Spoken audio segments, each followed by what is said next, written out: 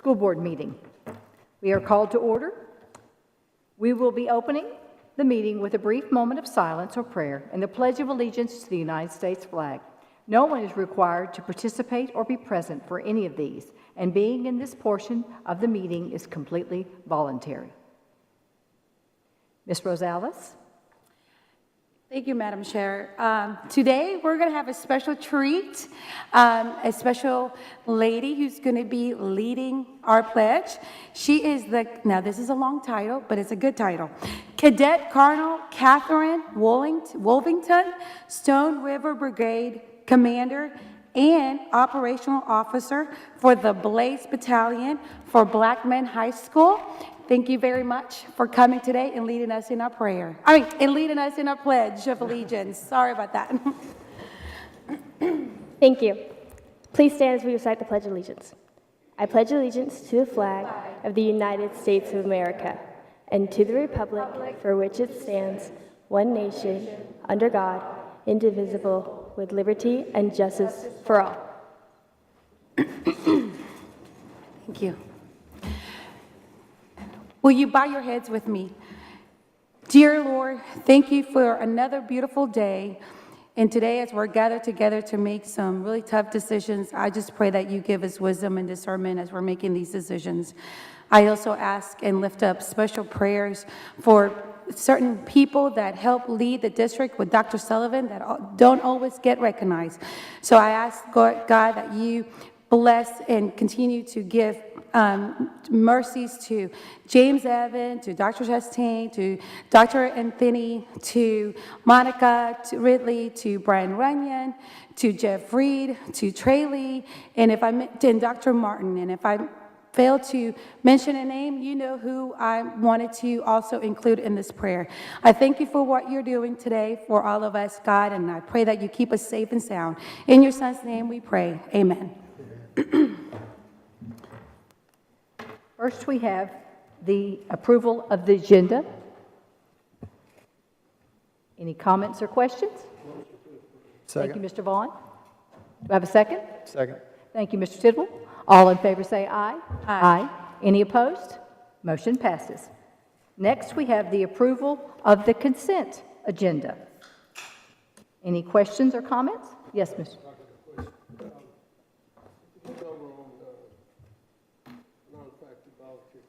Says TSSAA, these coaches can't participate until they're approved. And I noticed on the list that some of these people were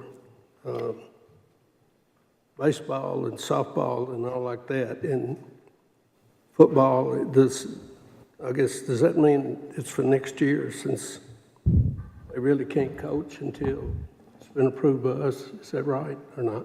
Yes, because we start tryouts on the 30th for next year's sports. Yep. Good. And it does, I just saw where it says 25, 26, so it is for next year. And I've got Yes, Mr. one additional nepotism that came in yesterday. Magloni Castillo Vivas as a custodian. Her sister works there as a custodian, but neither one are in supervisory positions. Is that added already, Dawn? You were on top of it.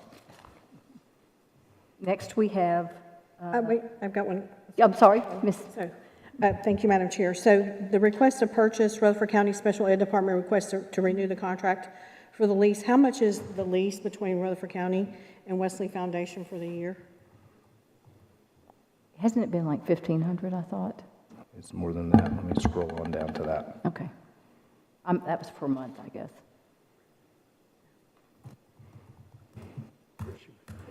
What page is it? It's on page 66 is when it starts.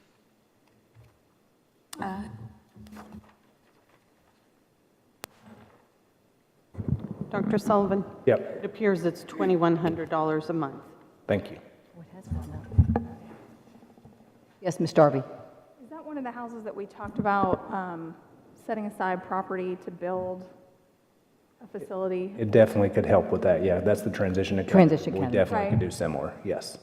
And we've got the property. We did Whitworth Buchanan and Smyrna Middle, if I recall correctly. We just haven't allocated any funds to those We programs. didn't allocate funds yet. This Okay. year. That's Yeah. good. Yeah. Any other comments or questions? I'll entertain a motion. Move to approve. Second, anybody seconding? Second. Thank you, Mr. Tidwell. All in favor say aye. Aye. Motion passes. I don't believe we have any Rutherford Proud tonight, so we have public comments. We just have one gentleman, Matt Fee.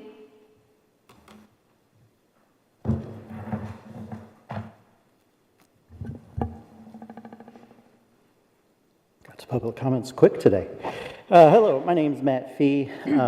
I've been a regular speaker coming to the board over the last year or so, and typically there's one topic I talk about, but I want to let you all know I'm not talking about that today.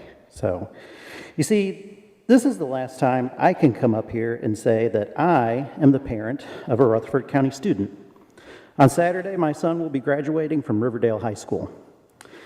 I don't know if I can cover all the good that this place has done for our son in just the 3 minutes I get here. But I will say it has been a very welcoming and inclusive environment and has helped turn our son into a fine young person. When he was getting ready to go to high school, my wife and I were very worried about how he would handle that environment, especially after having been through COVID shutdowns right before moving up. But he really found a place where he could be himself within the theater department. And there is not enough thanks I can give to all the teachers and support at Riverdale that took extra care and worked with him these last 4 years. I hope that every student that is in the school system, or soon will be in the school system, will have the same opportunities that my son was able to benefit from in the future, including the pre-K, which he was able to attend at the very beginning. But I have to say, I'm very concerned about that possibility. As new laws being enacted at the state level and policies here in Rutherford County combined with our population growth continue to stretch resources to the brink. Remember, the state of Tennessee ranks near the bottom in per pupil spending for students, and Rutherford County is in the lower tier of that category. The good news is that because of the great teachers and administrators here in our county, this school system has had tremendous results for students, including my son. But we just can't keep doing more with less and keep expecting the same results because local leadership is unable to ask for what is truly needed to maintain the system. If you only ever ask for what you think you can get, you will never get what is truly needed. And I hope that soon we will all realize that. Thank you very much, and congratulations to all graduates this week. Thank you. Thank you, sir. Next, we have legal. So first, we have transfer student under discipline number 1. The board's been requested to admit a transfer student from another school system under discipline. The student is remanded for insubordination. According to policy 6.318, the board may deny admissions of any student except those in state custody when a student transfers from another school system while under suspension or expulsion. Director of Schools' recommendation is to admit and place into alternative school. I'll entertain a motion. Move to admit and place into an alternative school. Madam Chair, Thank you, Mr. Tidwell, and thank you, Ms. Rosella. I'm sorry. I'm so, do we currently, I know we're at the end of the school Yeah. year, but is there even space? There will be, because we are sending a lot of students that they will finish at the end of the semester. Thank you. okay. All in favor say aye. Aye. Any opposed? Motion passes. Next, we have financial matters. First, we have Fund 141 Fund Balance Amendment. This amendment is to move the current charter school payment transfers of $3,367,842 from $99,100,590 transfers to other funds to $72,310,312 Board of Education contracts with private agencies per the Tennessee Comptroller's Office. Also, this amendment adds $500,000 to the $72,310,312 expenditure to cover the additional cost of the original budget for charter school transfer. The increased cost will be funded from additional TISA direct funding RCS receipts from the state. You have a recommended motion below. Any comments or questions? I'll entertain a motion. Move to approve. Thank you, Ms. Rosales. Thank you, Ms. Darby. Ms. Sharp, I apologize. No worries. All in favor say aye. Aye. Any opposed? Motion passes. Next, we have approval of the budget. First, we have Fund 141. We had a budget workshop on May 6th, I believe. And then we discussed again on our work session on Monday. First, we have 141. The recommended motion is to approve Fund 141 with revenue of $573,385,825 and expenditures of $581,343,045 as presented in the attached budget document. And again, tonight is our statutory requirement to pass a budget with our private act with the County Commission. Any comments or questions? I'll entertain a motion. Move to approve. Thank you, Mr. Tidwell. Second. Thank you, Mr. Vaughn. All in favor say aye. Aye. Any opposed? Motion passes.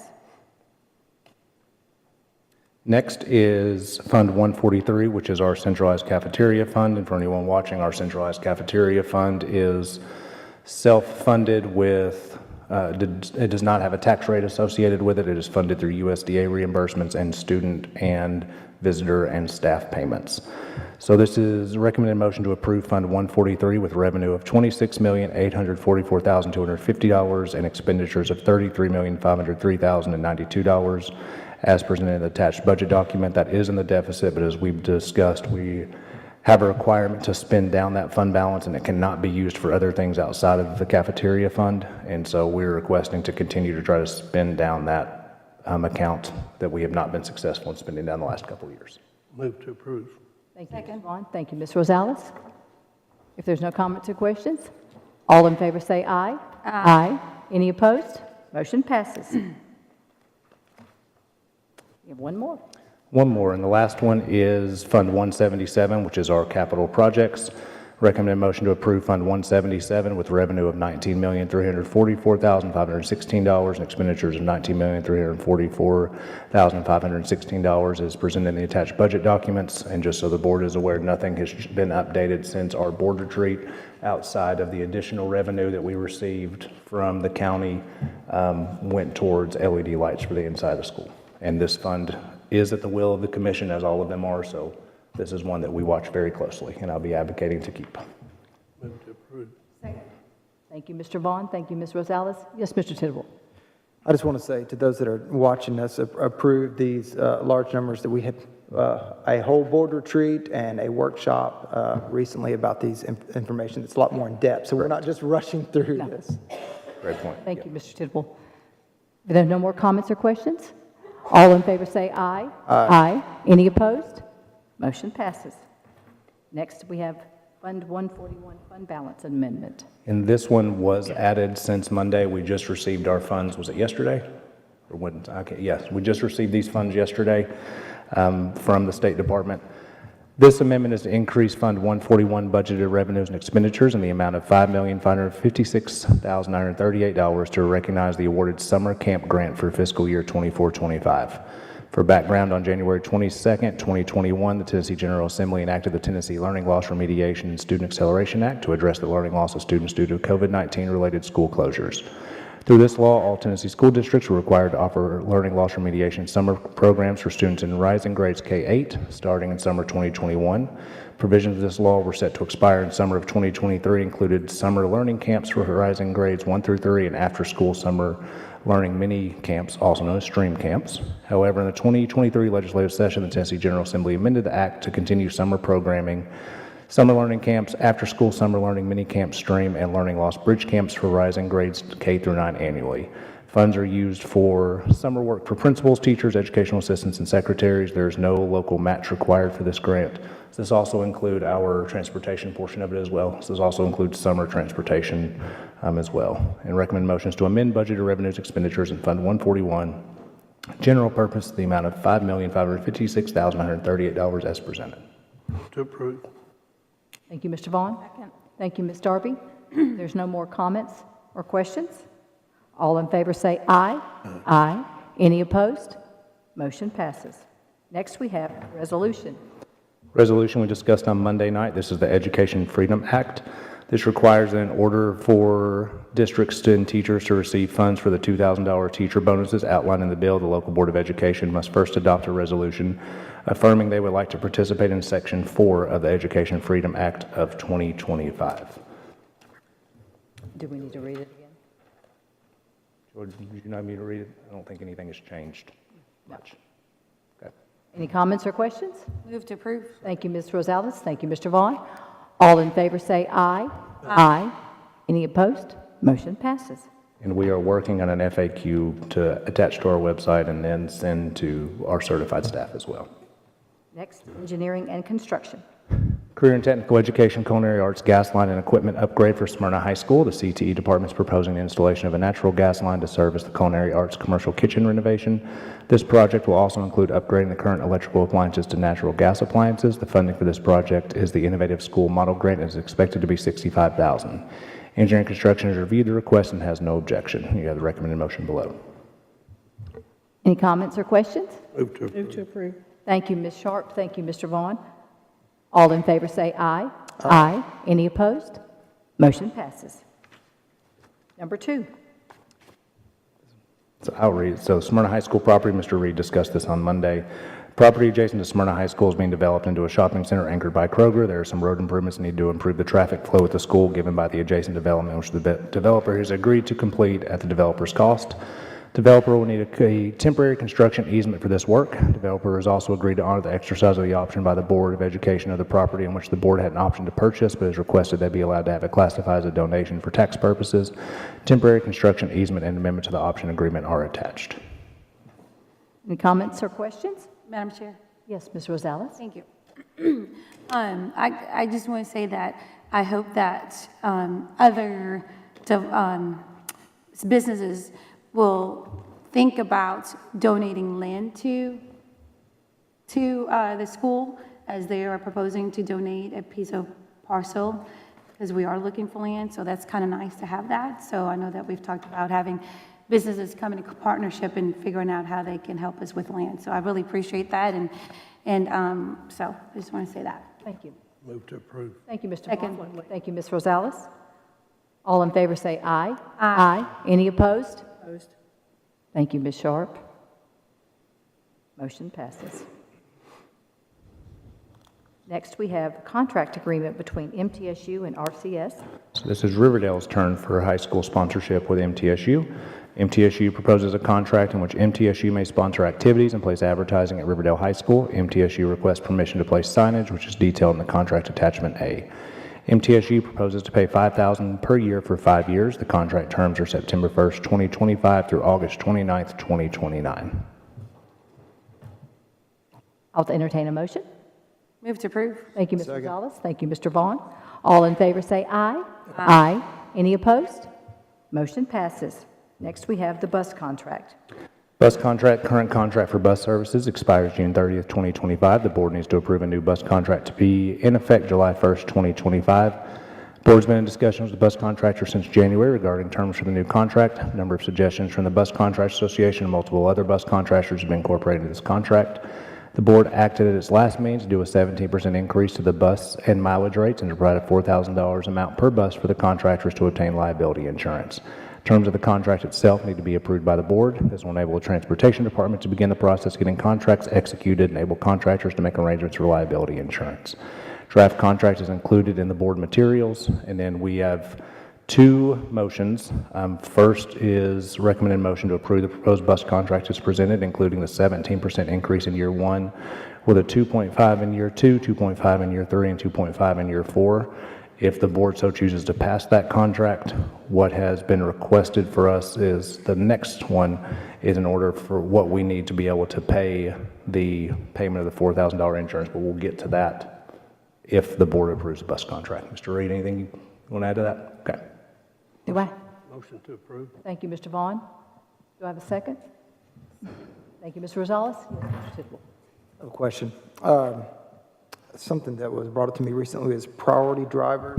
We have priority drivers 1, 2, and 3. Trey, can you speak a little bit to that and what that is? That's how bus routes are awarded, and that remains unchanged in the contract from the past.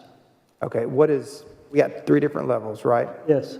And the first level goes to new contractors. Contractors, they're not contractors. They're drivers that have driven for Rutherford County for 2 years. And they want to become a contractor. Oh, I got you. So we have a 2-year, I like that term, apprenticeship, where a driver has to drive for Rutherford County for another contractor for 2 years. after 2 years of good service, then they can put their name on the list to become a contractor as routes come available. Tier 2, and I'm sure I'll get corrected if I'm incorrect, are drivers that are already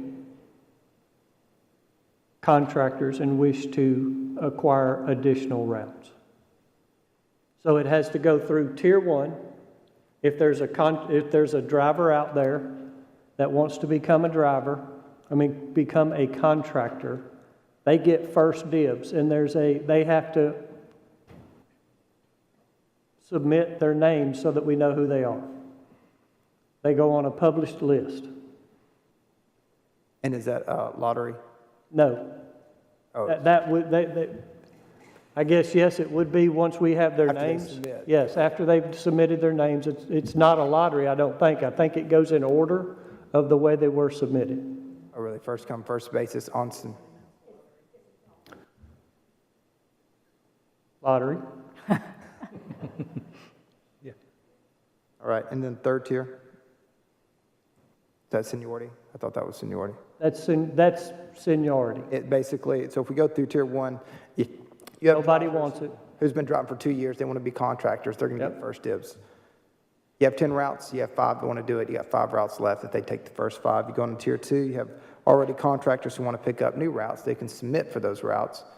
And then once they submit them, there's some kind of procedure Yes. that happens. If there's any routes left over at that point, then it goes to tier 3, which is by seniority. Yep, and if nobody wants it, then it becomes an all-call.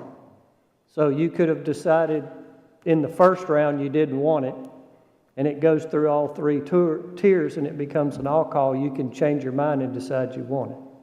Okay. Thank you. And that is in the contract and nothing has changed. Um, That's the way it's been for quite some time. Yes, Ms. Darby. Bear with me, because I have several questions. And I don't know who's best to take these, Mr. Reed or Mr. Lee.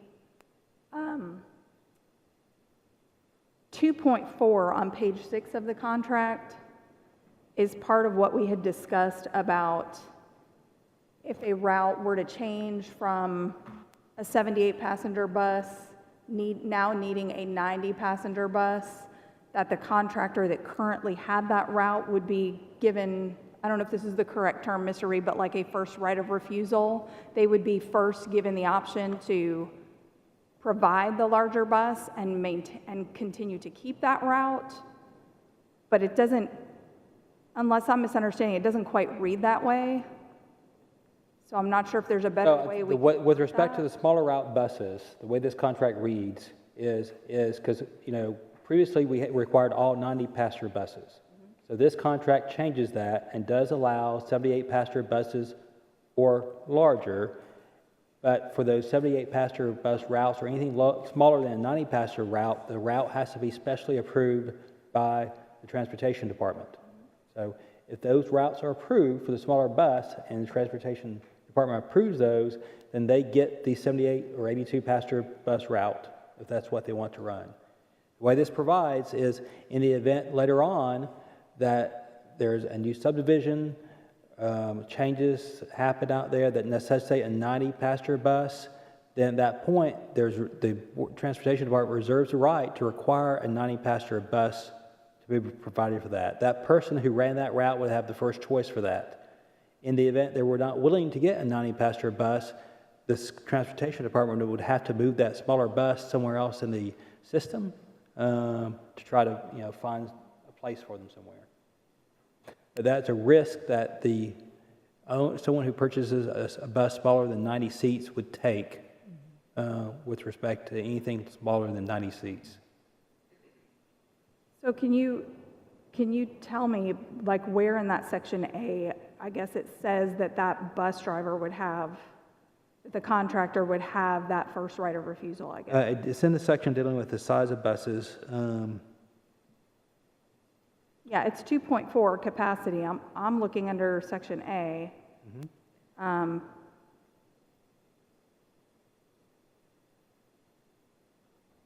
So Section A is one that tells about, basically encourages people to have 90-passenger buses. It goes on to say certain routes can be approved in advance for a 78-passenger bus or something smaller than 90. The bus contractor agrees and acknowledges if they are assigned that route, they are subject to maybe having modifications made to their route if changes necessitate a larger bus. That's my point, though. It doesn't say that we would be giving that contractor the first opportunity to keep that route by providing a larger bus. And that was what we had talked about when I spoke with Mr. Lee at the meeting. When we discussed allowing those 78-passenger buses, we discussed allowing the contractor that had that route, if a subdivision comes in and Mr. Lee calls and says, hey, we're going to have to move this to a 90-passenger bus, that contractor then has the opportunity to say, I'm going to get the 90-passenger bus and keep the route, or, well, then I'm giving it up. But it doesn't really speak to that because it actually says the routes assigned to said contractor are subject to being lost or changed more frequently than a 90-passenger bus. And I don't mind that it says that, but I think we need to add the caveat that they would be given first right to maintain it by providing the necessary bus that that it is now requiring. This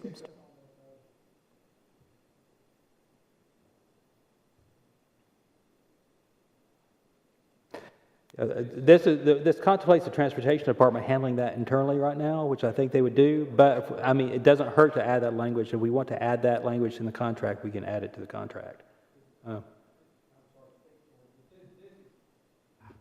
This is that issue that I brought up, right, about having the 78-passenger buses and the reason behind it. There's some rural routes that are not absolutely packed full, and there's some of the contractors have had trouble with the DEF and the diesel engines. This gives them that opportunity to run a smaller bus if they can so do it. But I read it in there, but Katie, if you want to add that language, I don't think anybody would be opposed to that. That's my understanding that we were after anyway, to protect them. Exactly, but it doesn't read that way to me, and I have had contractors ask about it, so I would feel better if we added that language. I have several other questions as well, though. So we can, I have my notes here. We can make notes, and I guess when I'm done with my questions, I can. Sure, that's fine, yeah. It was also brought to my attention that the way on page 7, number 3 reads,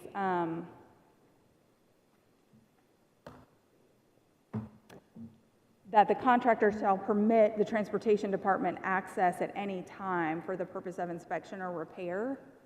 Is it possible to add in there that that's during their 180-day contract term, so that we're not asking them to allow access during the time that they're not under contract to be working for us? Well, we oftentimes have law enforcement subpoenas, complaints, issues we have to address, and we don't have a choice to some extent when we have to comply with those requests. So we're not able to really restrict when we need to have access to a bus. So if we have to access a bus to respond to a subpoena, some legal matter. Excuse me, Mr. Reed, but this is actually in specific direct to the radio system repair and inspection. There's another section that talks about the State Department and that kind of stuff. This is specifically about repair or inspection of the radio system. The only comment I would have, and I'm not opposed to reasonable access, but typically when we do installations for new services and new buses and new contractors, we do it outside of the 180 days. We have to do it before the school system starts. They're under contract, but they're only paid for 180 days.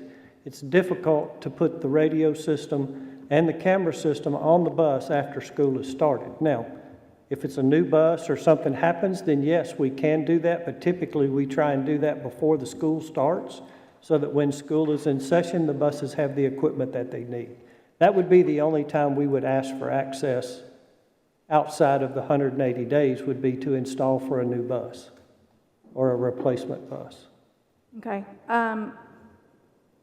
I don't know if any of the other members have talked with any of the contractors, but I think some of the concern with some of this is that it's, so when they own the buses, we're asking them to bring the bus wherever to have things repaired or installed on it that we need outside of the time that they're contracted for and what they get paid for, and we're not doing any kind of reimbursement for fuel or time or any of that kind of stuff. And that's just a concern I have with the contract. That is something I think the board could consider, whether we want to restrict it to time during their contract or whether we want to look at maybe giving them a stipend when they have to sit for a couple hours somewhere to have something repaired.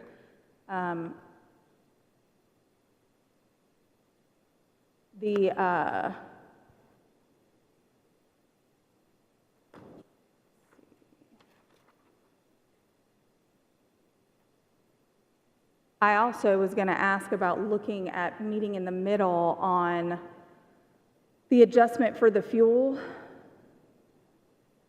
I believe their previous contract said it was $2.66 per gallon for diesel, and we've gone up to $4.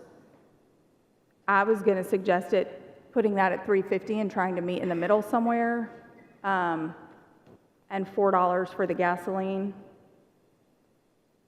There was also conversation I had with some contractors about making the sped buses mileage restriction the 125, which brings them closer to a regular bus pay because those buses now cost almost the same as a regular bus.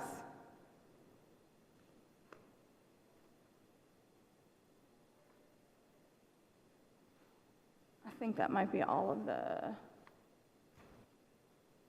the things that I wanted to bring up for discussion among the board. Like I stated on Monday, this hasn't gone quite how I expected because I was expecting things to come back to the board and for us to have discussion as a board and then for it to go back and then for it to come back this way. So these were just some of the things that I think could be helpful in doing the contract.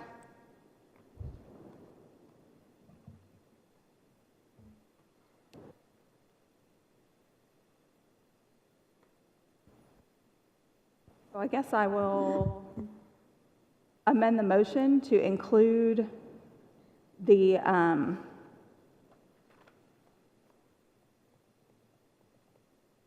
contractor to be given the first right of refusal if their route changes from the lower capacity bus to a higher capacity bus.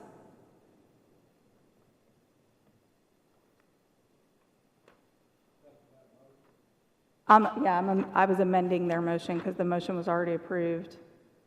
And I'd also like to change the diesel amount to $3.50 and the gasoline amount to $4. And the sped bus mileage on section 2, page 12, to 125 miles. That last one, which section was that, Katie? Is page 12, section 2, all the way at the bottom, the mileage compensation from 100 to 125.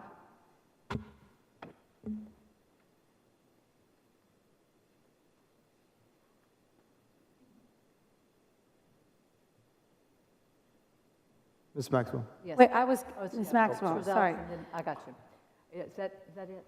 Okay, go ahead. Thank you. With all due respect, I don't know why we have work sessions. I really don't. Because the work sessions is for us to hash out things that we have in certain things. Second of all, this contract, to sit here and say that we have not been going back and forth and the board hasn't had time to have discussions for these things, we have. We've been receiving these contracts along the way. They give us plenty of time to bring any concern. And here we are on board on voting night, and then all of a sudden, there are issues with this contract. I don't understand why we have work sessions at all. Because in work sessions, that's where we're supposed to be ironing some of these things out. If there were issues with the contract, we should have dealt them with them so that we can come in right now and be ready to vote on them. In my opinion, the work sessions are just a waste of time if we're going to come at the board meeting, and that's when we're going to make the changes, because we're supposed to be ready to vote. That's what I'm going to say. Mr. Tidwell. Well, whenever we have our discussions at the work session, it does spawn more discussion, especially with those watching, and they give feedback, so I understand how it happens. But as far as the 78 passenger buses, I like that, I'm for that. My other point is the notification. Is there some type of, Trey, is there a notification that we typically give to someone? What's that notification? 45 days, 30 days, that, hey, this is coming down the line, route change? A route change? Or, no, excuse me. If a change were to happen in this instance from a 78-passenger bus and they were now going to be required to do a 90-passenger bus on a... Sure, we could give 30 to 45 days. That wouldn't be a problem at all. Okay, To give them time to decide if they'd like to make the change, and if they do want to make the change, the time to acquire that particular bus. I don't have a problem with that at all. Okay. That's fair. Do we need to put that in? Can we put? We can add that, yes. Okay. So are we amending an amendment, or well, you don't have a You're going second? to amend her amendment. Would be well, easier she if don't got all a would second come yet. together. You've got a lot of vote on the amendments. amendment and then vote on the motion. Okay, I'm just putting it out. I'm just putting it out there in land right now. I do have another question about the fuel costs. Could you explain that particular item, how that currently works, what the numbers mean? I'm sorry, I know you went over this before, but even I've forgotten now. Okay, so almost 5 years ago, we used 266. That was the average mean index for diesel at that time. This is similar to what TDOT does. It's a escalator that allows for fuel adjustments so that we don't have to keep coming back to the board every time gas goes up or down. Typically, nobody wants to come back when it goes down. It's only when it goes up. So we put this in as a baseline. Fuel right now is well over 266. So that's the reason at the time we did this, the numbers were closer to 450. That's the Midwest average. That's what's utilized by TDOT. So we use that index for our fuel average. Once it goes over and 10% of that, then they're paid a percentage over the difference so that they don't get hurt. If it goes up drastically, we have the opportunity to come back and say, okay, fuel has gone up. We may want to make an adjustment to the seat and the mileage rate, or maybe it's just the mileage rate and leave the seat rate alone, based on fuel if we were to have something that went drastically up. But basically, all this is a way to compensate the contractors if fuel goes 10% over this number. They get compensated. Okay. Mr. Vaughn? I made a motion. We're going to approve it as is. We're having discussion. We're having discussion. We'll have to, Well, there were always motions and adjustments well, over we have to here. do the amendment first. We have an amendment, and We we still discussing? still discussing. What's the amendment to? Amendment is to the approved motion that's on the table. All So- the things that we could have dealt with on Tuesday, on I'm Monday. saying, why we just We now? could have dealt all of this on Monday. You're not Ms. Tigger, I'm sorry, you're Ms. Sharp. I'm sorry. Thank you, Madam Chair. I do believe we received an email from Mr. Reed this week that said that the contract was not comprehensive, that there were still some things that needed to be worked out. I asked him for a list, and he said there's ongoing things that needed to be worked out. So this is some of these things, but Ms. Rosales, to your previous point, these people are going to live and die by this contract, and we want it right. You had said before when we were talking contracts, we're going to live and die by it. Mr. Reed told us in an email this wasn't comprehensive. Ms. Send it Maxwell? out later this year. Ms. Maxwell? Yes, Ms. Rosales. Thank you. I understand that. I'm not saying that we shouldn't scrutinize the contract. My point is, why did we meet on Monday? No one brought up to discussion the issues with the contract. That's why we have work sessions. We have work sessions so that we can talk these out. I want them to have the contract right. My thing I'm saying is that that's what we have at work session. We have work sessions so we can iron things out. Whatever issues there are, they could come back to us, make the changes so that we can approve. Now, here's the day that is Thursday, and all of a sudden, people are concerned about the scrutinizing the contract. That's what I'm saying. We're wasting taxpayer dollars at this point if we're not doing our due diligence on Monday to do that. Mr. Vaught. That is my point. Mr. Vaught, I'll get back with Ms. Sharp. Mr. Vaught. and again, I apologize, and those of y'all wondered why I'm sitting down here. I'm a little under the weather today. But I'm gonna go back and try to refresh everybody's mind here just a minute for the last 90 days. I have met with these people 3 different times for 4 hours. And we have worked through, I thought, 90% of the problems.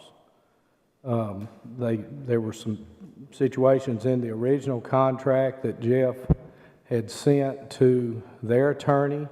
I think the director's original recommendation was a 5% raise as a placeholder, maybe, and then that number was changed to 10. And so there's been some back and forth. I don't want anybody to think that this has not been addressed all the way through this. Katie, I will agree with you if you don't like that part about the way it reads. I'm the one that kind of advocated for the 78 passenger. Hell, you can take the 78 passenger out if you want to, but I thought it was an opportunity for people to, young contractors to get in to buy a bus that was $50,000 cheaper and get them on a rural route that would promote the idea. Because if you look at the average age of a lot of our contractors, we're in the plus 50 crowd, most of us, right? And so for us to continue in the transportation business and promote these contractors, I think we've got to do something. And I've had this discussion with Trey in transportation and Jeff also kind of on the side. You know, what can we do? You know, moving forward, I've talked to Dr. Sullivan about it because we really want to keep the model that we've got now, or at least I do. But, so if you want to adjust that, I don't have a problem. The rest of this stuff now, we've talked about that. I got transportation to take out the fine system that was put in there in exchange for some other things. We came back to, look, the fuel rate's going to be what the fuel rate is right now. So it finally came down in the last meeting. We're going to talk about the seat rate and the mileage rate, okay? And they advocated for 30%. The 7 of us voted for 17. That's where we've landed. That's the long and the short. And I almost think it's disingenuous on some of those contractors to come in the back door at the last minute to try to get us to change these few things right here that we've been discussing. I've been discussing with them. I've been discussing with transportation, been discussing with Mr. Reed and their attorney about this. So I just think it's a little bit disingenuous. I don't mean to get upset about this right now, but this seems like a last-ditch effort to try to squeeze just a few more dollars out of the taxpayers of this county. So I think we've got to the place that we are. Is it fair? I don't know. We're going to find out. We're going to see how many of them sign back up. Right, Caleb? I mean, we've talked about that. We have no control over that. It's their choice. This is the contract we're presenting. If they want to continue to haul kids, they can continue to haul kids. If they want to retire, I hate to see it, but I guess they can retire. If they want to sell their routes, they can do that. But this board, I mean, we agreed. The 7 of us all voted for this, 2 weeks ago, 3 weeks ago? This is what it was going to be. So I just really feel like this is a last-ditch effort on 2 or 3 of these items, Katie. Yes, Ms. Darby.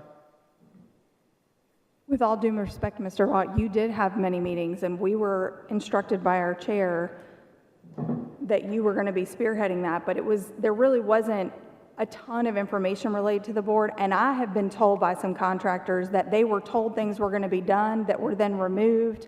It seemed like there was just stuff changing quite a bit from what was explained to me by the contractors. So I'm just trying to find happy middle ground. There is no one way or the other as far as like trying to be disingenuous, I don't think, on anybody's part. I'm trying to respect the job that these contractors have done for this county and for these students for years. And I'm also trying to balance what's best for the district. I don't think any of these things that I've mentioned here are unreasonable. And you yourself were one of the ones advocating for us to revisit this contract this week. So yes, we talked about and voted on the raise. We did not vote on this contract. It was asked to have the contract postponed to this meeting so that it could be looked into further and discussed further. I have zero control over when contractors are letting me know that, hey, we were told this was going to be here and now we're seeing that it's not after our meeting on Monday. So if somebody thinks that we're going to have a work session and then we're going to vote at the meeting and have absolutely no more discussion if questions get raised, I just think that that's crazy. So I've made the amendment to the motion with those few minor changes. That's where it sits. Did you second her? I have not yet, but Mr. Vaughn's up. Mr. Vaughn? Yeah, you know, in my opinion, the trains left the station. We've been dealing with this for months. And all of a sudden, these things come up. I mean, you know, it should have been done before now if this was really an issue. We've got to approve this contract because transportation has got to know who's in and who's not. And we're running out of time. And, I mean, really, you know, you're looking at, we're in the middle of May, and it's got to be done by the end of May. And so, I mean, we need to vote and approve this contract tonight. Mr. Tidwell? Yes, Ms. Darby, if you would, I am very interested in the 78-passenger bus portion. I don't know if you'd be willing to separate that off from the other two pieces or not, but I would second that portion. I certainly would like that to be an option for the contractors. I like the point that you made about the right to refusal. And also, I'd like to add in the language, if Ms. Darby would be open to it, to give them a sufficient notice. Let's call it 45 days. Is that unreasonable, Trey? No, sir. Okay. Okay. So what is the amendment now? Amending the motion to include the change to section 2.4 on page 6 as discussed, with giving the contractor the first right of refusal and 45-day notice if the capacity changes. Second. You were seconding it. Yes, I am. Okay. Roll call vote. So that's you're changing your motion to amend to be to this one item. Is that correct, Ms. Darby? I believe Mr. Tidwell was only in favor of that amendment, correct? The amendment's limited to 2.4A to add a 45-day notice provision with respect to a route change for a 78-passenger bus and giving that person a right of first refusal to accept a new 90-passenger route on that same bus on that same route, correct? So that was the motion to amend. I think, is that what Mr. Tidwell Yes, seconded? that's what I'm seconding, yeah. Okay. We'll do a roll call vote, please. Mr. Vaught? Mr. Vaughn? No. Mrs. Darby? Yes. Ms. Sharp? Yes. Mr. Tidwell? Yes. Mrs. Rosales? Yes. Mrs. Maxwell? Yes. Majority passes. Okay. Does that mean we can't pass this tonight? Yeah, we're going on to it now. We're going. Okay. So is that the Let only? me change my vote. I thought it was going to cancel that tonight, so I'll vote yes. How do you need to reconsider? Well, do we need to reconsider? Read, how would he do that? How do we do that? Are you changing your vote to yes? It passed either way. Okay. Now we can go back to The original motion. the original motion to approve the bus contract as presented, including the 17% increase in year one, with a 2.5% in year two, a 2.5% in year three, and 2.5% in year four. And the amendment. As amended by the amendment. As amended by with respect to 2.4A. Exactly. Thank you, sir. Do I have, we have the original? So moved. Well, they already. Thank you. We already passed That's right, we already did. You're right, you're right. Butch said So- it, I said it again. We'll do a roll call for this as well. Mr. Tidwell? Yes. Mrs. Rosales? Yes. Ms. Sharp? Yes. Mr. Vaught? Yes. Mr. Vaughn? Yes. Mrs. Darby? Yes. Mrs. Maxwell? Yes, Passes. motion passes. Now to the, Question from Mr. Lee. yes, Mr. While we're here, if y'all don't mind, I handed out a piece of paper earlier for you all to see. I'm going to go over this in just a minute. Oh, okay. Yep. Never mind. Yep, Sorry. just a minute. All right, next we have to authorize payment. So this is their request, because this is something we talked about and how Mr. Reed has worked with our county government, along with myself, to figure out how to pay an advanced payment from one fiscal year for services that occur in a second fiscal year. So recommended motion, the board authorizes the payment of $4,000 insurance fee in the bus contract as an advance payment following the signing of the new contract by the contractor. For the advance payment to occur, Sheree, do you have, by June 13th, was this the wording we wanted, or was it additional? I think we had an additional wording from county finance, did we not? I don't think that was the... The goal you're shooting for. Yeah, as long as you were okay with it, that was fine. Okay, I was just making sure this was still good. That's what we're shooting for. Okay. Yes. For the advance payment to occur by June 13th, 2025, contracts must be signed by the close of business on May 29th, 2025. No additional advance payments will be occur for contracts signed after the close of business, May 29th, 2025. If a contractor does not fulfill the terms of the contract, the advance payment must be returned to the board on a prorated basis based on the number of days not fulfilled in the 25-26 school year. Spoke to one board member who also wanted it to be considered for new routes that we add after, I guess, August 1st. What payment do we need? The board needs to make a decision on. Is it the full 4,000 or is that also prorated? So that could be a separate motion. It could be connected to this motion. The first part I know that we have to do the payments is that part. And again, the board can do as they wish, but we do need to consider how to pay routes or pay insurance for routes that are signed after school starts. Does someone I don't know if I offer followed an the last amendment? bit that you were saying, but Yeah. this motion here is a product of trying to get money spent this year for a payment that's due next year. So this is something that we will pass the state comptroller's office muster on it. So the wording you have here, they did insist that if a bus contractor gets paid the $4,000 and for some reason doesn't drive the route or drives only half a year route, that the portion of that $4,000 paid for insurance will be reimbursed back to the school board on a pro-rata basis. So in the event someone got the route and they never drove it, they would have to refund the $4,000. If they got the route and ran only half of it for half the year, they would pay back $2,000. So that was a requirement from the accounting side of things. Yes, Mr. Tidwell. Maxwell. Thank you for bringing that point up, Dr. Sullivan. I had not thought about that, or whichever board member brought that up. Thank you. It would make sense that if we were doing it on a prorated basis for individuals who, for whatever reason, are not fulfilling their contract and they're going to have to pay that back on a prorated basis, it seemed like we'd want to do it on a prorated basis for contractors who are joining us at different times during the year. So I don't mind making that motion unless there's more discussion that leans a different way. Yes, Ms. Darby. I think it would probably be good to amend the recommended motion to state that if a contract is signed after May 29th, they will still get that $4,000 stipend. They just will not get it by the June 13th date. And then maybe add on there that if there is a new, I don't know how we worded this again, if it's per bus or per route, what was the wording you used, Mr. Lee? It's Per contract? per bus is what we're saying.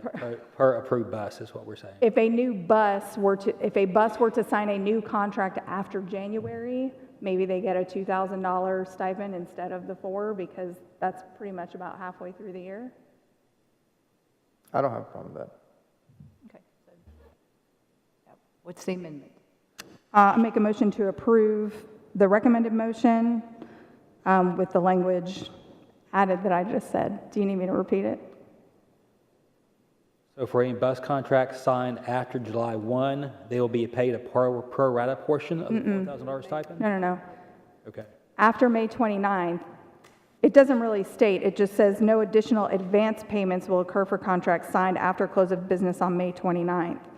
I don't know if we just need to continue on there. They will still receive the $4,000. It just won't be in advance.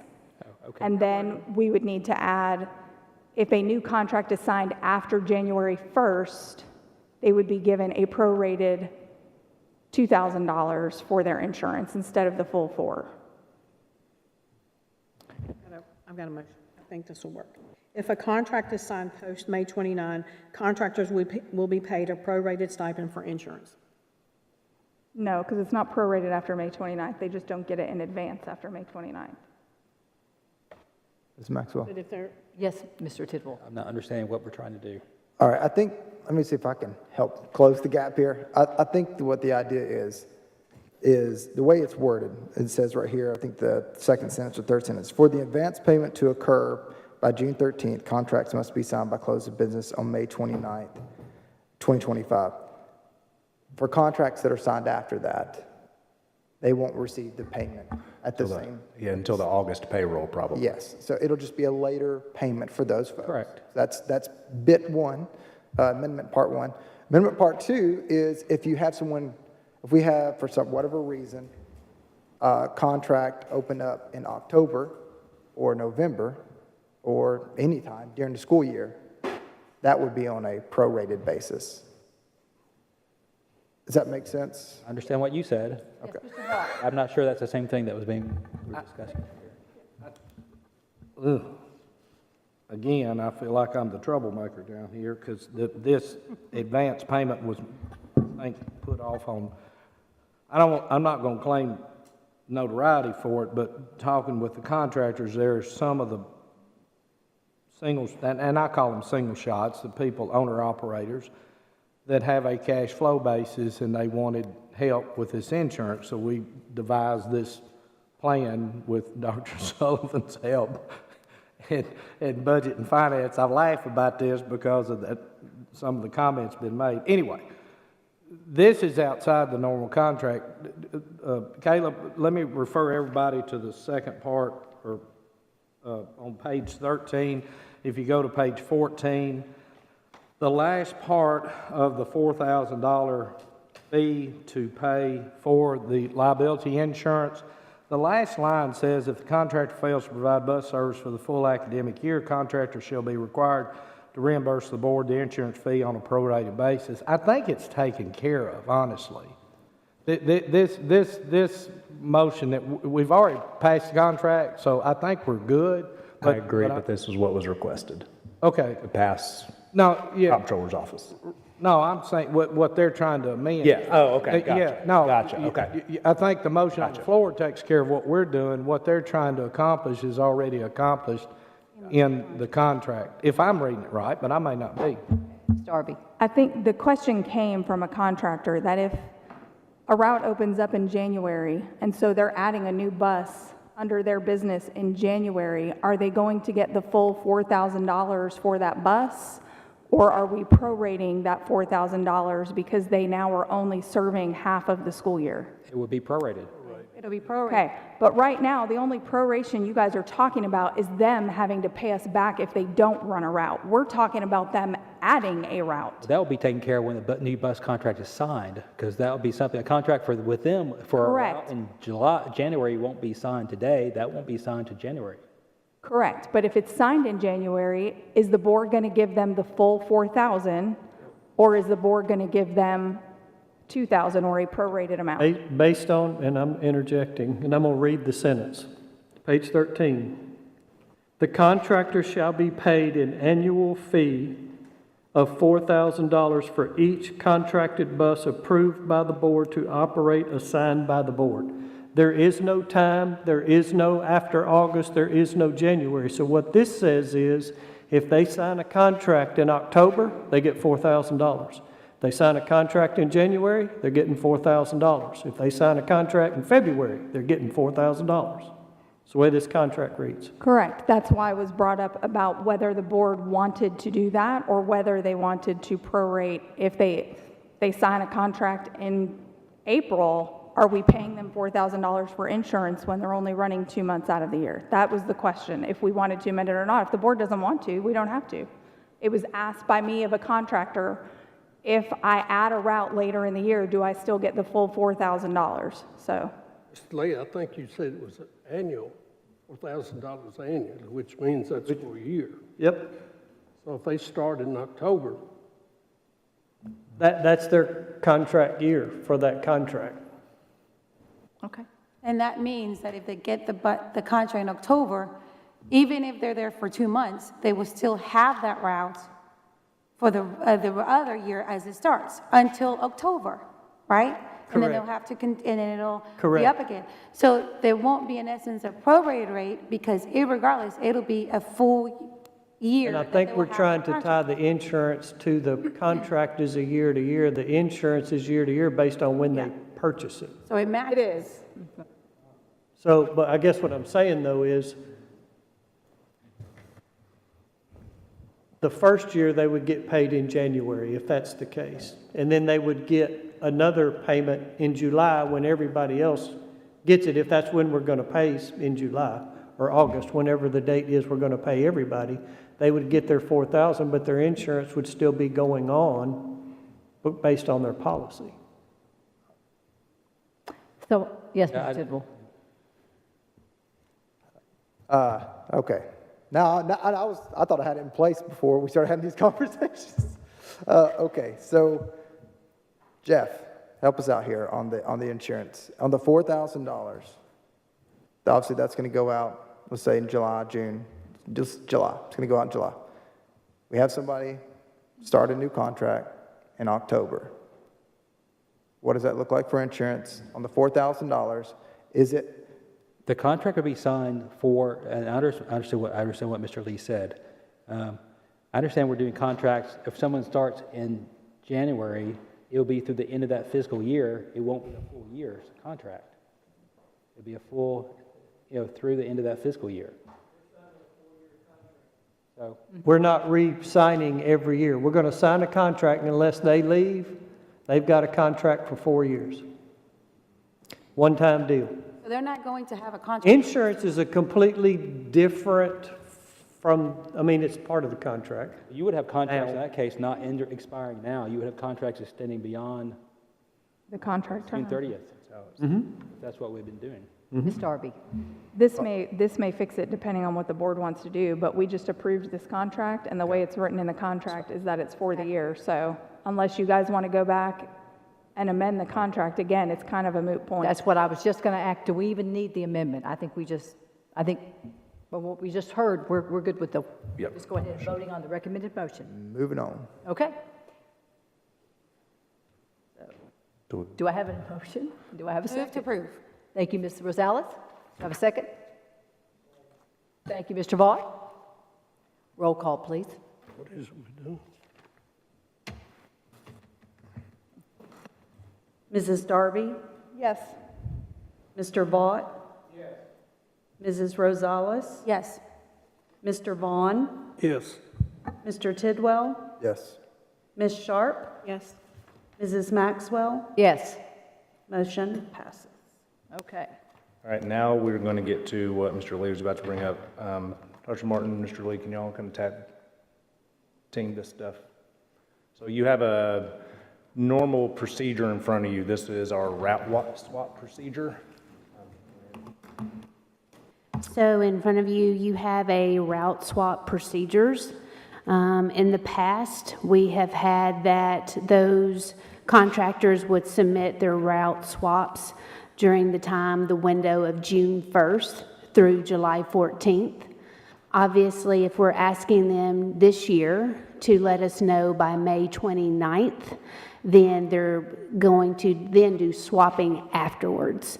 So with this being a procedure to correlate this with what we're asking for them by the May 29th of this year, if we can move the dates instead of June 1st to July 14th for this year only to be May 16th through May 28th.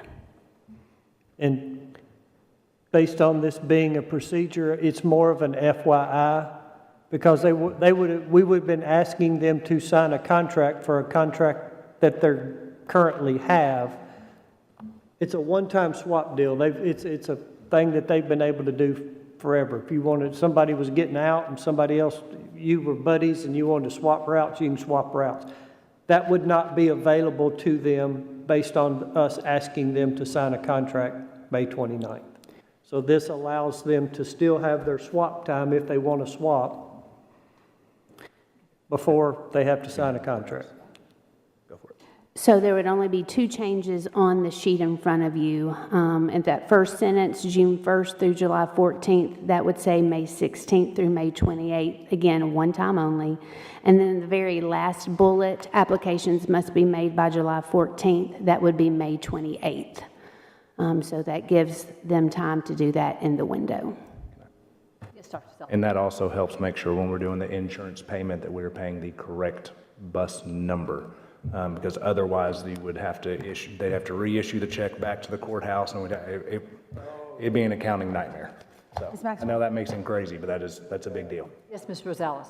I'm so sorry. So I just want to be clear on this timeline for May 29th, because I want every bus contractor to have the opportunity to sign, because I want them to sign, I want them to stay on. I've read a lot of things on social media and the impact they have on our children and all that good jazz, so I know they're vital to our success here in Rutherford County. So with that being said, there has been some conversation in saying that they don't have the routes right now, and so how can we ensure that they have a route so that they can have the ability to make this deadline of swapping between May 16 and May 28 so they can sign the contract? So I guess I'm trying to ask about the process of when, in a timeline of when they can receive the routes so that they can start swapping their, well, that's going to be hard to do because today is May 15th, but go ahead. Okay. A route is a bus number, and right now it's a description of where their stops are. With rezoning, those routes will change slightly. They will be adjusted. In other words, if you're in a Blackman Elementary area for Blackman Elementary and Blackman Middle and Blackman High, with the new elementary school open, depending on the zone lines that are currently shown on our website, your route could be shifted to Poplar Hill, elementary-wise, but your middle and high could be very much the same. Could be a little bit of deviation. We're still working on those routes. They don't know that every year. They know if you have a route now, that route is subject to change next year. When we adjust those routes, we don't send people to the other end of the county. We adjust that route as closely as possible, and those drivers stay there. That's why Mr. Vaught has talked about generational routes and driving in the same neighborhoods forever. We don't, and unless they choose to move, or there's a new route that comes open that's on the other end of the county and they decide to take it as an additional route, that's their choice to take that route and go to the other end. We try and keep them as closely as possible to where they are. Now, with rezoning, some of that is not, especially on high school routes, they may, unfortunately, there's some Blackman people that got sent to Rockville to drive for high school routes. Those neighborhoods and those areas shifted. We're still trying to work through that. They will have a route very closely similar to where they are, but all of our elementaries are rezoned this year. So every route is going to change a little. They are guaranteed that route in that same area as closely as possible, and we try our best to keep them as close to the same mileage as they were before. That is a route, and they are guaranteed that if they sign their contract back, they're signing back for the same route. Okay, so what I'm hearing from you say that even though there's going to be a lot of switcheroos, even if there is a switcheroo and they're used to this route, even if it's going to change, it's not going to change drastically. It's going to be slightly. Can't guarantee that. Okay. It will. They're all going to change this year because every single elementary is changing. They're all going to change. So if they're going to submit a contract by May 29th, it's that same number. If they're Route 255, they're going to be Route 255 in the same area next time. okay. It just may not be the same exact neighbor. route. It's not going to be, we're going to do our best to keep them close, but I'm sorry, we're rezoning the whole elementary. So, okay, so after May 29th, they've signed the contract, but then for whatever reason, because we can control everything, the route doesn't end up being exactly where they're at, and it's a little bit further than they had wished, are they able to, are there concessions at that point because it's a rezone? They can not take the route. And that's normal year to year. And that, I mean, that happens, this year's going to be more drastic than most because we have more elementary schools than we have any other. And don't get me wrong, when we rezoned a couple of years ago for the high schools, it was drastic. There was a lot of people that absolutely had a fit with their high school routes. They got moved from Blackman to Rockvale. We kept them as close as we can take them. There is no guarantee in this contract of the exact same. All I can tell you is we will do our dead level best to keep them as close as possible to what they are. And we've always done that. They are guaranteed a set amount of mileage. You go back to the sped buses wanting to go from 100 to 125. That 100 is a guarantee. Whether they run 100 or not, they get paid for 100. Every mile over that, they get paid. Okay. We do a mileage sheet every month, especially with our special education buses because they change a lot with Atlas students and other things. Those routes change, some of them weekly. So they submit revised mileage sheets and they get paid for the additional mileage.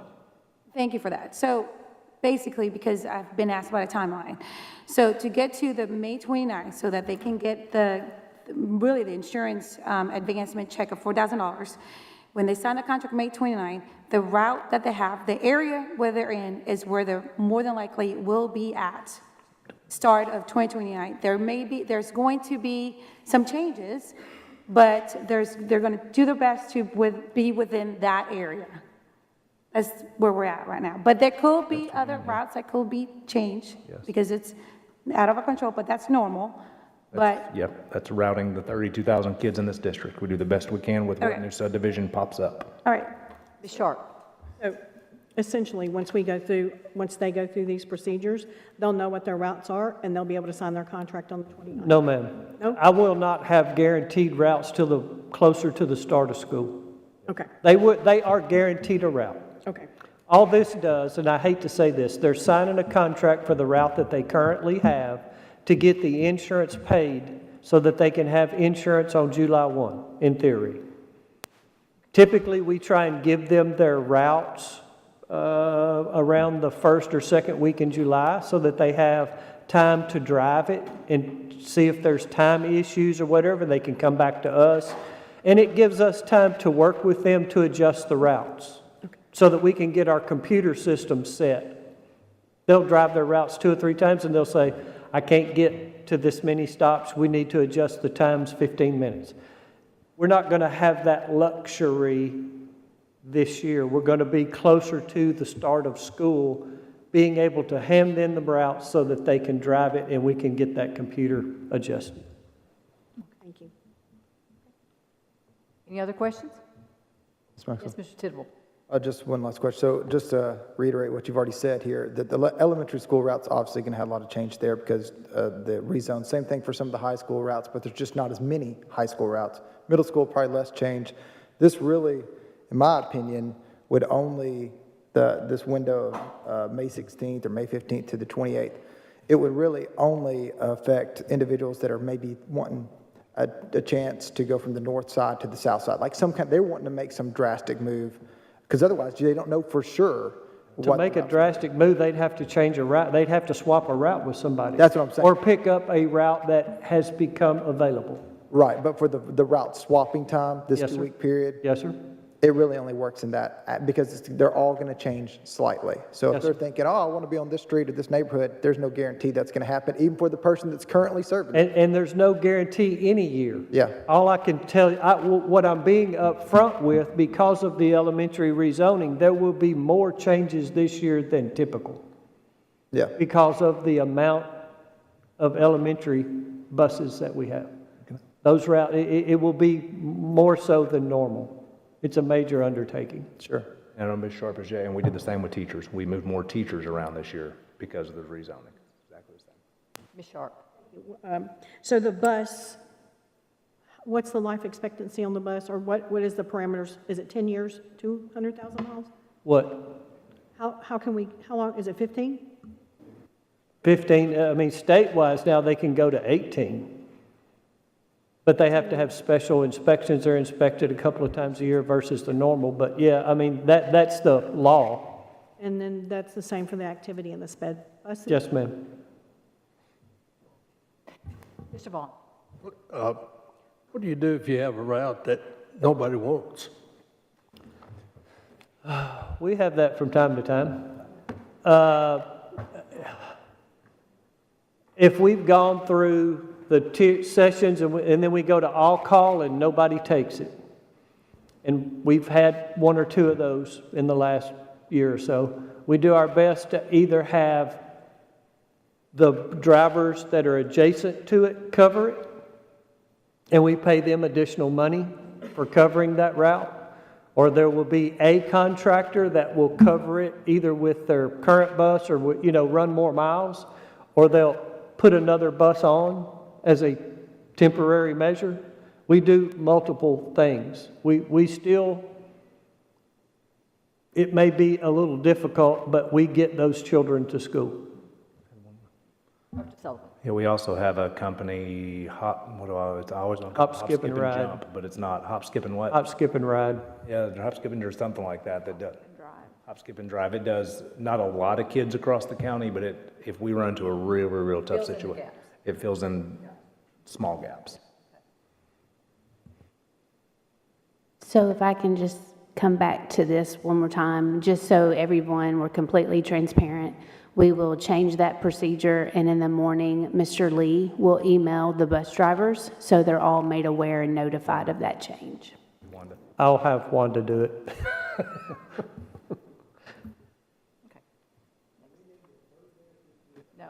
No, sir, I'm letting you know that this is a quirk that if we didn't make this changes, they were not going to have the opportunity to swap, or they were going to have to sign a contract and then swap. And I think that was the intent of what we're trying to do. Okay. Number 13. All right, transportation bus purchase request. Transportation Department is requesting to begin the purchase of buses to supplement the current student transportation system. These buses will be utilized to replace unfilled contracts to provide coverage for added transportation needs. There are 2 local bus companies with buses available to purchase. Central States Bus Sales has 4 90-passenger buses available for $179,286. They also have provided discounts based on the number of buses purchased. Mid-South Bus Sales has 8 90-passenger buses. 5 are priced at $170,000, 2 are priced at $168,000, and 1 at $166,000. They also provide discounts based on the number of buses purchased. Both companies offer 3 years, 50,000 miles. Engineering Construction reviewed the request and has no objection. I emailed the board today based on the conversations we had Monday. And so, again, this was not a business that we want to get into. I'm hoping that we don't have this number of contracted routes, so trying to meet somewhere in the middle.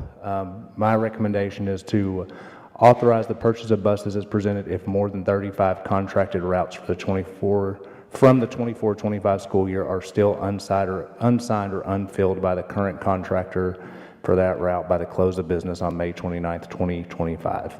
The May 29th deadline ensures that the buses are available for us to still purchase to start the 25-26 school year. And again, I respect whatever decision the board makes. Yes, Ms. Darby. Dr. Sullivan, if we ended up with 35 or more routes, would we not need more? Yes, but this is all that's available to purchase. There is a possibility, and we've had some conversations, voluntary conversations, and they don't want their names posted, but there have been some contractors that have reached out that said, we're not sure that we would like to continue to run, but we have a bus that's X years old. They would be, I think they'd be willing to work with us and either potentially drive or not drive. It depends on the individual contractor. So I think there would be some other options out there. I don't know that we could get them all, but we're just trying to fill in as much as we can. Yes, Mr. Vaughn.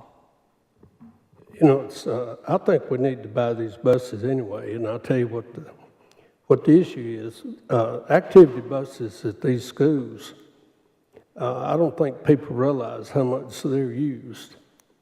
They're used for, we have our employees drive them, but they carry teams to athletic events, and people think that's what they're only used for. But they use more than athletic events. The band and RTC and other activities use the buses. The CT uses a lot. The middle schools use the high school buses a lot. And the problem is these buses are getting older. You know, it used to be that you could buy a bus and run it as long as it would run. We had a bus when I was principal of Central. We called it Humpty. And reading this Humpty, we didn't know whether it was going to make it over the hump or not to get home. But anyway,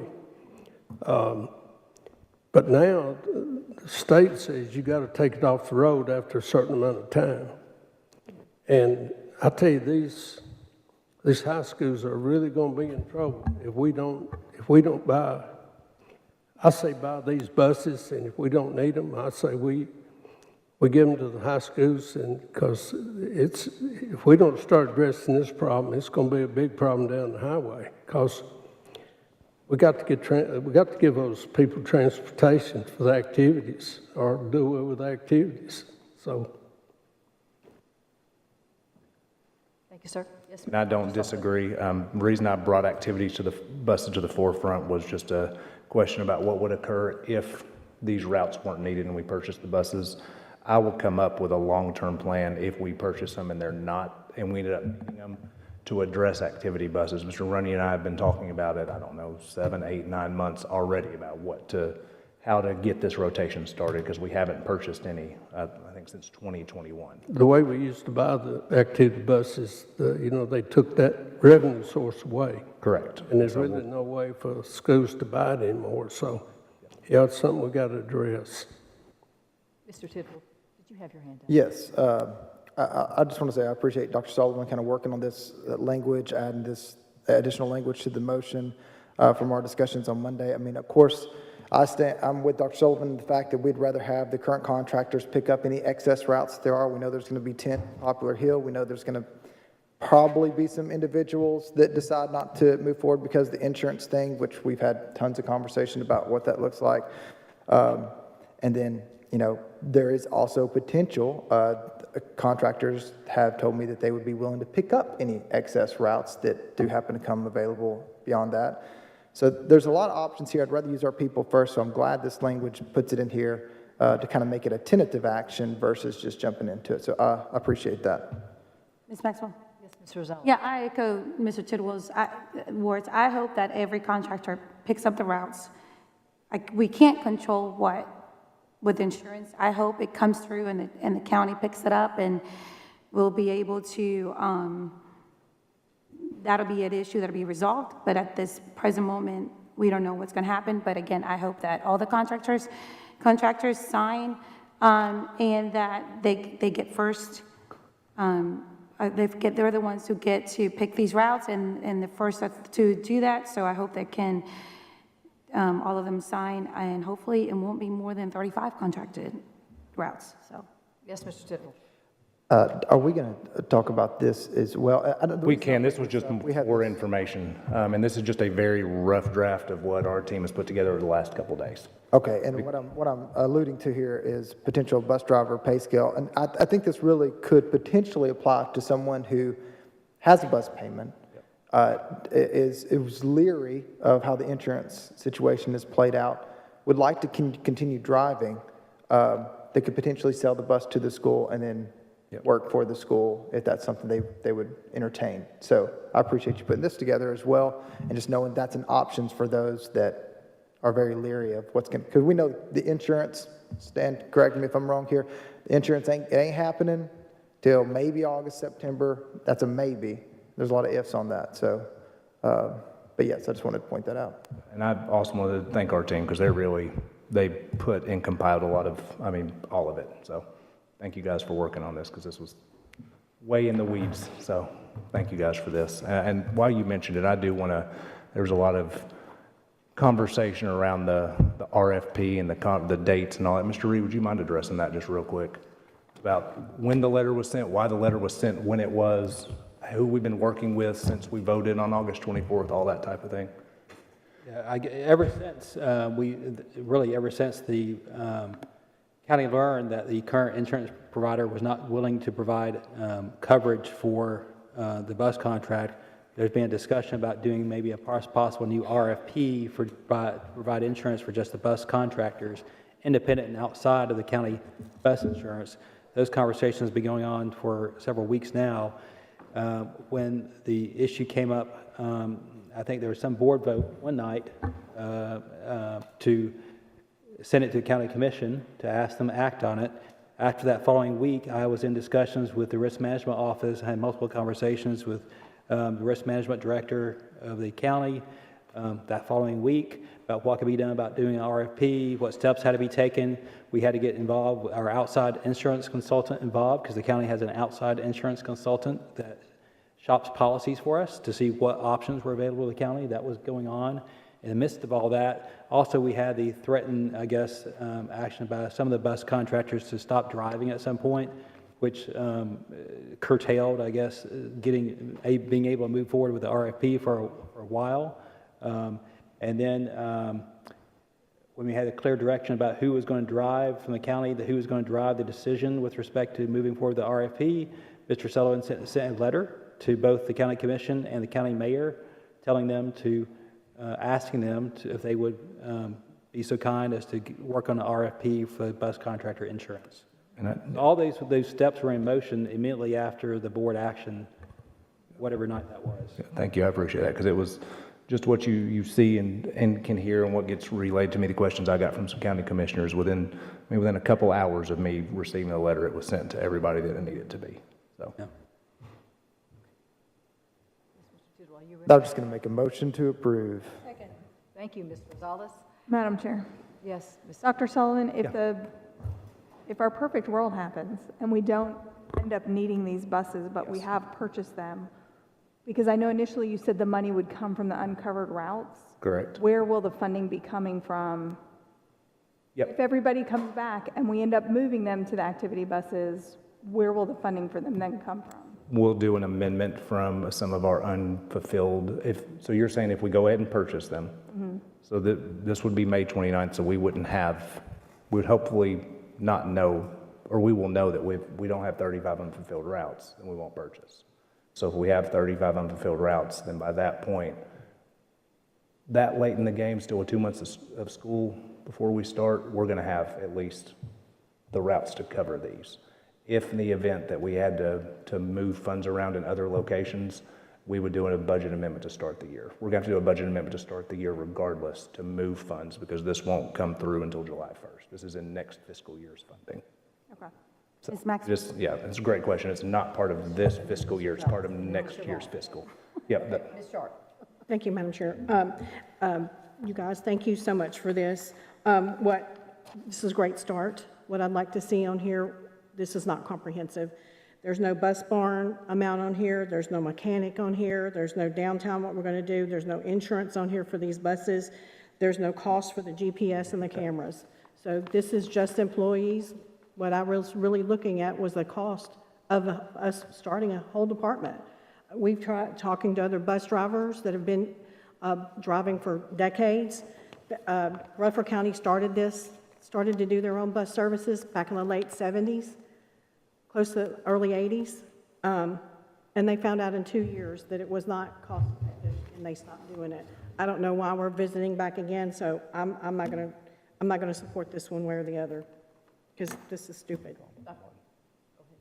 Dr. Martin, would you address some of those concerns? I can address insurance. Our insurance is covered by county insurance once they're purchased by the school system. We do have 2 county-owned, and Mark, I'm looking at you, Dr. Goulian. We have 2 special education buses, is that correct?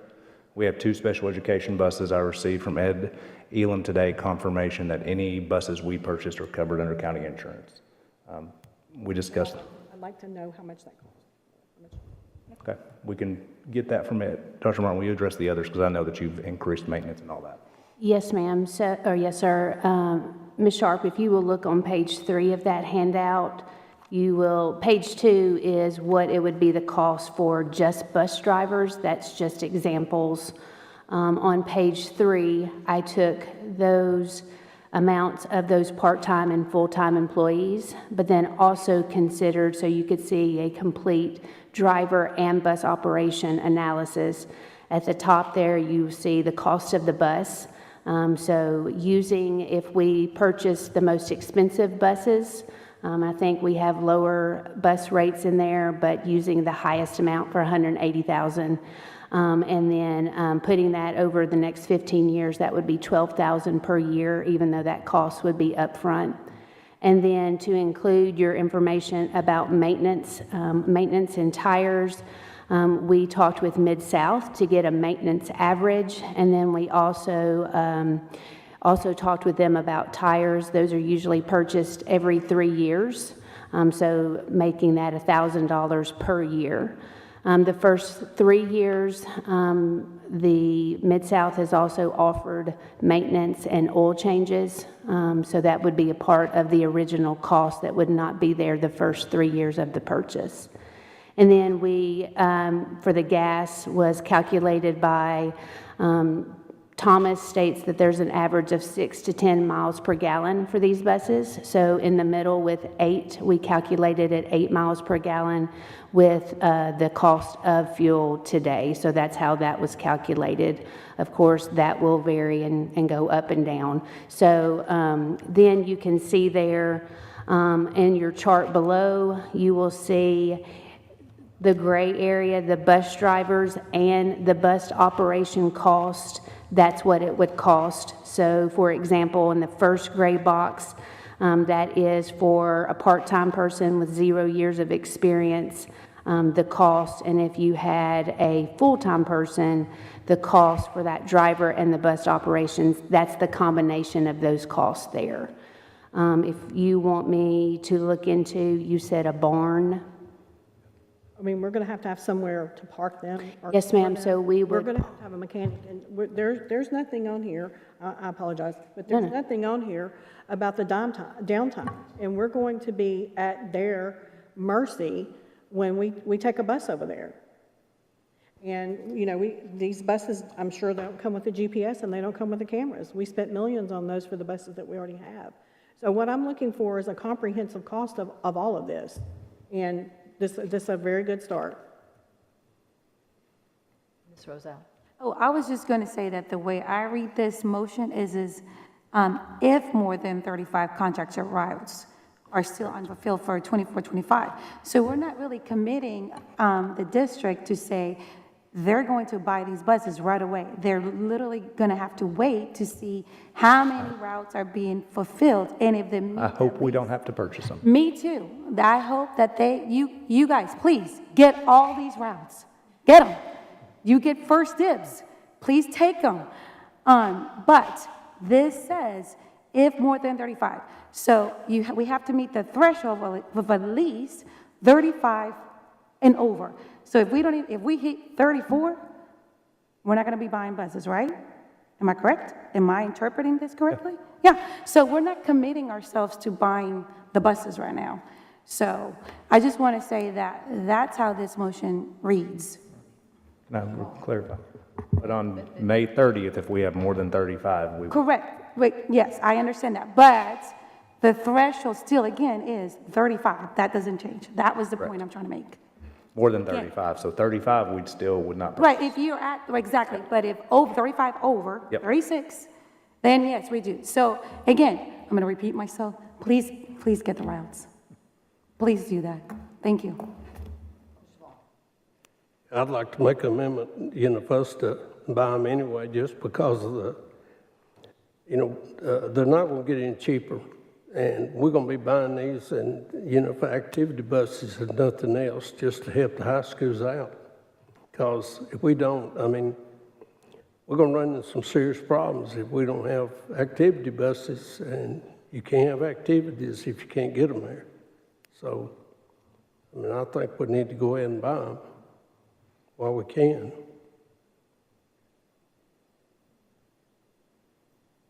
Anyone want to second what Mr. Vaughn said? I seconded already.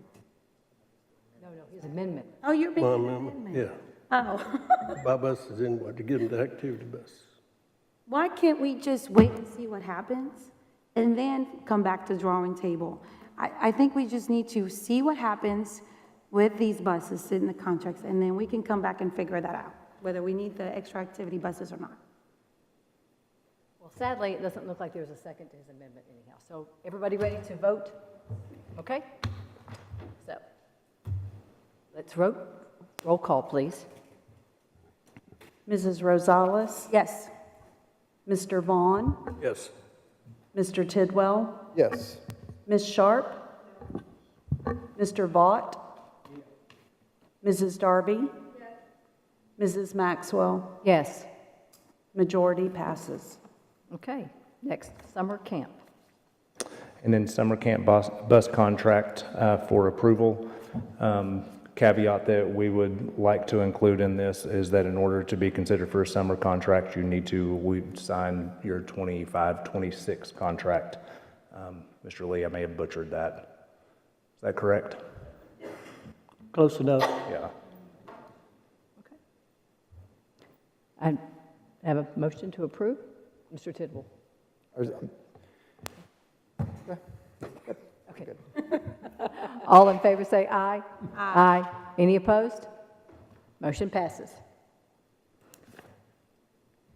I'll be very brief. County Commission and Directors Update Financial Report. County Commission meeting is tonight to officially approve, I believe, the bond resolution for Laverne High School and Beatty Middle School.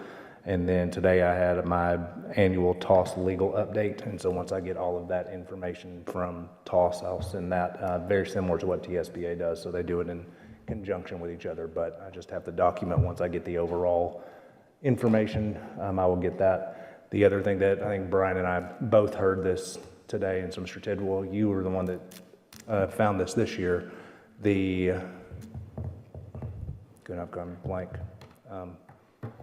The performance stipend is recurring. That was part of the education savings account. And so it is recurring. It was in both of them. I am concerned this year about performance, just because we have chased down so many other things. Dr. Chastain and I have talked about it. That has not necessarily been our focus all the time. And so that has got to get back to being our focus, is the education of our students. And I'm hoping that we can focus on that. But that extra funding is recurring as well. And I did not know that, but they told it, that's what you heard as well. And then TOS said that as well. It is in the statute. That is great. Excellent. Yes, Ms. Sharp. Dr. Sullivan, would you please just go through the bullet points on the stipulations for the Yes. $2,000? Yep, $2,000. Again, you have to have been a teacher for 120 days. I'm going to try to do this off memory. 120 days in the district. You have to have spent direct instruction 50% of the time. It is for teachers from the 24-25 school year. It'll be paid out after July 1st. And so new teachers to the district that start with us next year, and teachers that were in a different district that are now starting with us will not get payment from us next year. This will be in their August check or a separate August check. If all the worlds align and the courthouse is able to do it in July, that would just be a bonus, but we're expecting it to be in August sometime. It will not have any extra withholding, so it should be very close to the $2,000. Dr. Rosales. Sullivan? Thank you, sorry. Can you clarify that July 1st is 2026, not 2025? Is the payment 2025 or 2026? Sorry, the fiscal year it's the way it's worded. It is July 1st, 2025 is when it rolls into us, but that is the state's fiscal year 26. So, yep. It rolls to us July 1st, 2025. Great question. Ms. Rosales, we are putting out an FAQ about that will have all the facts. Oh, great. We will share that with the board, so if you all would like to share it, we'll all have the same information to share. Please do. Great. Mr. Vaught, you didn't have anything on Monday. I'm assuming we're good for now. Okay. You've worked hard enough on it. Okay, general discussion. Anything? Yes, Ms. Maxwell? Yes. I got something real quick. So I told some parents I was going to bring this up. So I know that in the past, the board had done some town halls where it gave opportunities for parents to come and talk and address to the board that was more informal. I don't know where everyone is at, but in the event that we are going to be doing some decisions, that we consider opening to have a town hall of some sort, and maybe not all the time, but just if there's specific decisions that were going to be made, that we need more parent involvement, that we can look into having a town hall like we've done for rezoning. That's just something I said I was going to bring up. The only thing I would request is in the past, those town halls ended up becoming just a session to attack district staff. And so if it is a board type thing, I think it needs to stay with board type actions and not just an attack on discipline. And I think Absolutely. What the purpose needs to be very clear. We don't mind dealing with that. We deal with it every single day, but the purpose needs to be outlined very clearly. Like zoning or something. Yeah. Or just that's what- general things that are board actions and not like Right, that's what I'm saying. If it had- specific student discipline Correct. situation. Right, that's what I'm sorry, let me re-clarify. If there's board-specific action to also offer a town hall so that parents can come and provide their input to the board. That's what I was trying to say. So thank you for trying to make it clarified, for that clarification. And you can feed us too. Right, that'd be great. James, didn't we have some set up, and we did one, I think it was at Stewart's Creek High School, we set up, had the audio set up out there. I think kind of the purpose, and I'm not stepping here on Mr. Rosales' toes, but also an access issue. You know, we're kind of here on the south end, give an opportunity to more of those on the north end. If we want to have a board meeting type setting up there, that would kind of give them a little more access for those that haven't been able to come down to this end. Is that something we can look back into? I remember there's obviously some pieces to that puzzle that allows us to be able to have this dialogue and be recorded, but. Absolutely. So we've done some rezoning hearings at various locations. We did some, if you all remember, we did some with RSP. They had the big maps and we moved it around. Those weren't always televised. That's one of the drawbacks is we don't have the technology in place necessarily to broadcast those live like we do here. But it's possible to do that. At Stewart's Creek, the way that we did it was we were able to tap into their radio television program with Mr. Bissinger and some of those other CTE teachers. And they were able to help us broadcast it. It wasn't necessarily, and I'm not insulting their capabilities, the technology wasn't necessarily the same quality as we have here with 3-motion cameras and all those kinds of things, but we've done that in the past. I think if you remember, we had some issues with like microphones that didn't sound as well, or as good as it does here. It's possible, but it takes a ton of planning, and so I wouldn't want to do them like once a month if we could help that. But maybe if the board wanted to do it once a semester or something like that, it's doable. Yeah, just something to get us on the north end, just to give a little more access to those that, you know, we're very convenient for the south end, not so much for the north. Yeah, and typically when we've had those that's related to board actions, we label those as like a public hearing. Yeah. And that helps clarify what it's for. So if there's something specific the board is wanting input on, like zoning or PRZs or whatever it might be, you know, we would try to focus on a couple of issues to try to get input from the public. That's what we've done in the past with those. Very good. Thank you. If there's nothing else, Move to adjourn. there we go.